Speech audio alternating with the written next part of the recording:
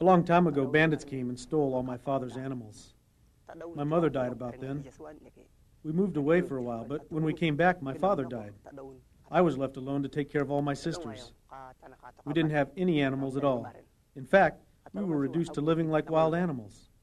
We followed the river and ate palm nuts and fish. That was before I knew anything about Jesus.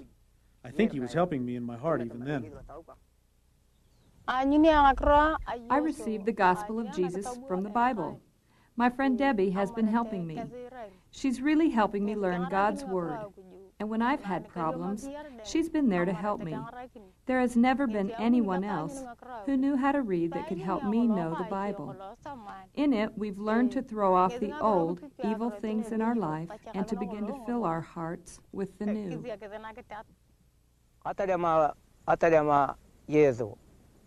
Jesus took the evil thoughts and the hate from my heart. He's helped me not to steal or speak evil. This is what I'm saying. Jesus has really helped me with these sins.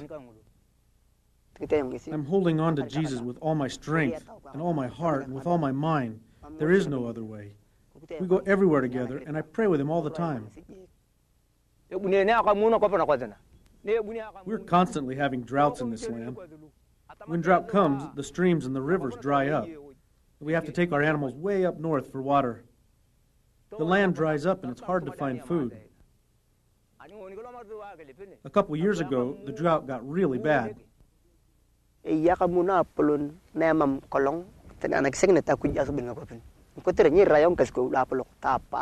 This drought is the worst that this land has ever seen. No elder among our fathers has ever seen a bigger one. I think God is testing us. I think he wants to see if our faith is big or small. I've been telling people that very thing. There were a lot of people crying out that God had left and was never coming back. Well, I disagreed. I think I made a lot of people mad. But I said, God is here. He never left. Just be patient. God is measuring us all, even me, even the diviners, all of us.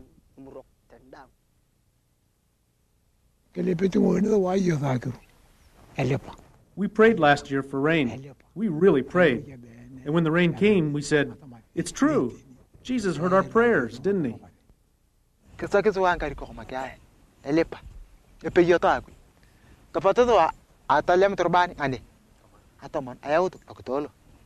That day, it was just the leaders of the church that prayed. The diviners said it was false. They sent people to try and stop us. And our reply was, the God who made us and cares about us, he'll give us rain by his power. Well, we prayed like crazy. We knew that he was going to give us more than we asked for. And look, he has given us a lot. There's plenty of water. The river's full. The rain has come, and the land is green. I've been able to move my animals to the mountains where it's green. These elders here, they also have their animals in lush places. And right here, it's still raining. Now, we love God's power. We're all becoming high priests, even though no one believed us before. But look at this stuff. It's rain, isn't it? We learned that we have the strength to bear all things by the power of Jesus Christ.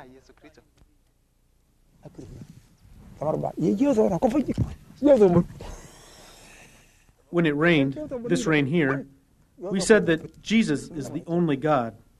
There is no other God. He's the only true one.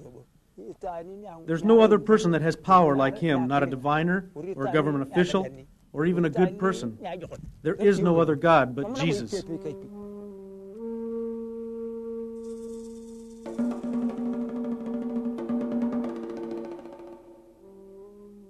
In the middle of the night, when it's at its darkest and blackest, the body of a family member is possessed by what the Turkana believe to be a dead ancestor. He speaks with the voice and uses the mannerisms of that ancestor and immediately calls the extended family together to give them his instructions.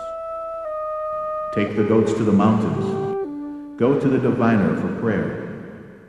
Sacrifice a camel to me. These commands are accompanied by threats of death or sickness to members of the family, if not carried out. The Turkana live in constant fear of offending the ancestors.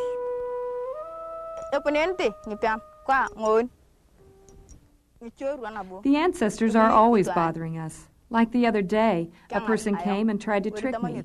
He said that the ancestors had told him that I was going to die. Really? He said I was going to die. I told him, so what? I believe in Jesus. He's my only Lord. If I die, I'll go to heaven. I'm not afraid these days. There's another way the ancestors persecute me, and that's through the diviners. Like one that lives nearby here. He came and told me that my wife was going to die. He said, she's going to die unless you sacrifice a red goat. Bring it to me, and I'll sacrifice it for you. Then your wife won't die. Well, I refused to kill a goat, and I argued with him. I'm not worried. Even if my wife should die, there's no problem. Because if I would sacrifice a goat now, she might still die. I don't think killing a goat will help her. I'll only pray to God. Jesus is my Lord. I said to him, I'm not even listening to what you say, you diviner. You're just a person. No one knows how many days he has left or the day he'll die. Only Jesus knows that. I refuse to obey the ancestors when they come and possess someone. I totally reject them. I tell them, get lost.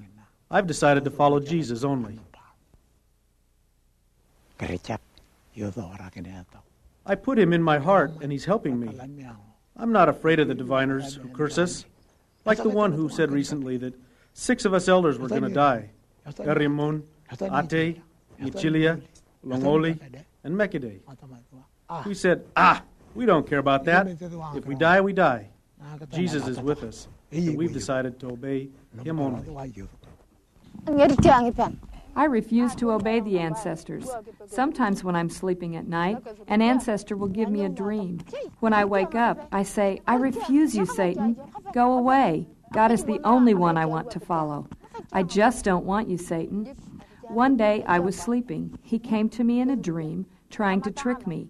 He said, the river is going to eat one of your kids. I said, go away.